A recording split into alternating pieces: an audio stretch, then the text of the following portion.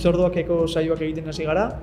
Patzia, azaldu mesedez zelan okurritu batun, ideia hau, edo zein izan da abia puntua, ardatza, eta nora heldu nahi dozu, zein da ibilbide osoa? Bueno, mintzorduak berez, euskeraz hitz egiten dugunon hitzorduak dira, edo izan nahi dute, eta gure helburua da mintza praktikaren alorrean sortzea gune batzuk eta une batzuk euskeraz hitz egin da euskeraz hitz egiten duen jendea entzuteko ere bai. Mintzorduak izango dira jendea hizketan jartzeko momentuak.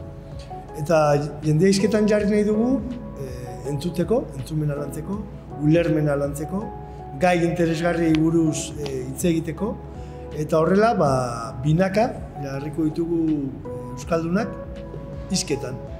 Helburua zein da? Helburua da elkarrizketa horiek bai sarean entzutea eta ikustea, eduki interesgarriak sortzea, eta era berean mintzanet gure proiektua jendartea erratzea, pantailak, elkarrizketak, jendea lotzen ditu mintzanetek, eta nahi ditugu pantailak eduki euskaldunez betetzen joan. Talde horretatik, helburua da batzuk eta besteak elkarrizketa horien bidez sortzea bideo luzeak, podcastak, pilulak, ikus-entzunezko pilulak, eta gure komunitateari astero mintzaneten elkartzen diren guztioi beste zerbait gehiago eskaintzea, astero daukaten ordubeteko saio horretaz gain denbora hartu dezaten eta pantaila aurrean jarri, kaskoa jarri, paseo bat eman eta gauzak entzun edo ikusteko. Mintzorduak proiektuaren ardatza esan duzun moduan dire elkarrizketak, ezta? Zer eratako gonbidatuak edo nortzuk izango dira gonbidatuak, zer perfil bilatzen dituzu? Nik uste dut mintzorduetan bilatu beharko genukela interesgarriak diren edukiak. Eta zer den interesgarria anitza da, bakoitzak bere zaletasuna ditu, ez? Baina egia da, askotan euskara lotzen dugula hizkuntzarekin edo soilik kulturarekin eta nik uste dut euskara bizitzarekin lotzeko hizkuntza da, ez? Nik uste dut elkarrizketa polita izango litzatekeela sukaldari bat eta arraindegi bateko langile baten artean edo euskaltzale bat eta euskaltzain bat, adibidez, hizkuntzari buruzari gara, baina baita ere euskara ikasten ari den jendearen esperientziak ezagutu, bizipenak, kontatzeko dituzten gauzak. Eta nik galdera egingo nuke alderantziz, ez? Zuk nor entzungo zenuke gustora pantaila aurrean eta patxadaz zauden momentu horretan? Egizan, beti atorkigu podcast bat entzun nahi dugunean, bideo bat ikusi nahi dugunean, beti jotzen dugu normalan erosotasunera, ezta? Norberen interesekin oso lotuta daude gaiak edo pertsonaiak entzutera.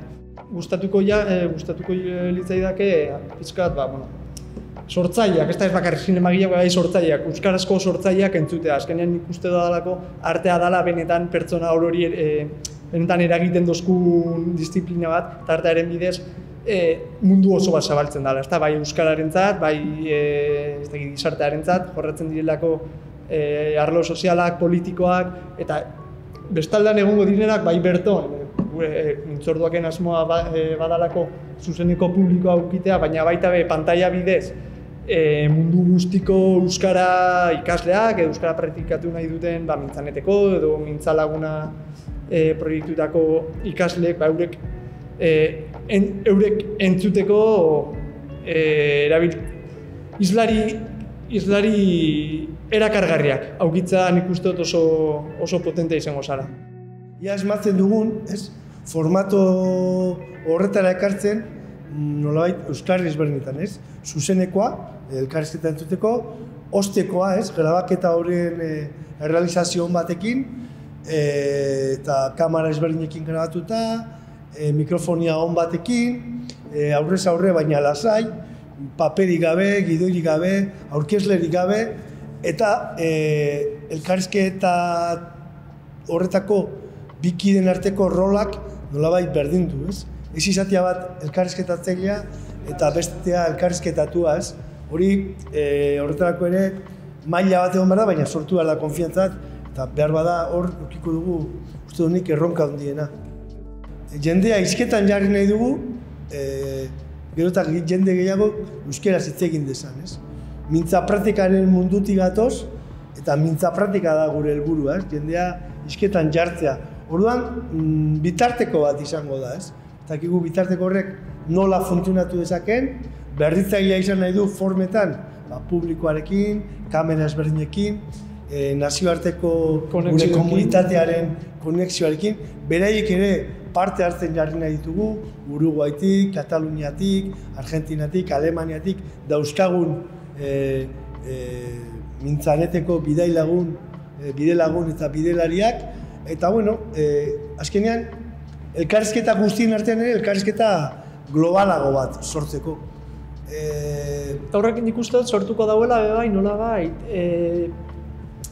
bakoitzaren esperientzietatik abiatuta, euskara praktikatzerako orduan bizi izan dauzen esperientzietatik abiatuta, balako euskararen, gaur egun euskarak daukon egoeraren panorama bat, ezta? Edo lako zuaitz bat sortu dugu, adarrez berdinez osatutakoa, hau da, ez da berdina zuetan hitz egiten egotea, edo zuk aipatu zuen moduan, Uruguaitik sartzen dan bat, edo Argentinatik, edo ez dakit Mexikotik, estatu batuetatik, denon artean jakinda euskarria edo ardatza dala euskara, horrek aberaztuko da batez be, praktikatzera animatu nahi direnak, eta nik ikusten dut erronka bai, zelan animatu, zelan bultzatu bide lagunak, ezta? Bestalde, hori dalako azkenean euskerak gaur egun behar deuena. Praktikatzen laguntzeko prest dauden pertsonak bultzatzea, eurek animatzea, eurek kontzientziatzea eurek barik, euren laguntzarik barik, euskara, ez dut izango salduta dagoela, baina bai euren laguntza oso beharrezkoa dela.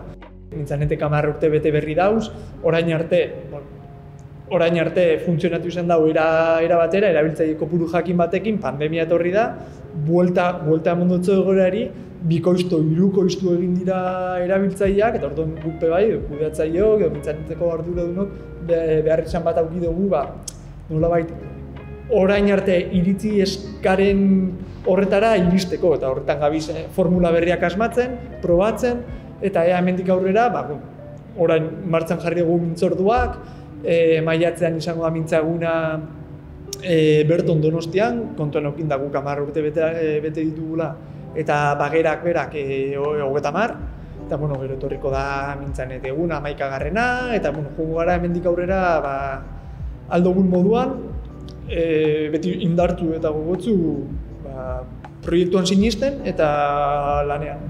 Hori da, ni esker. Zeuri.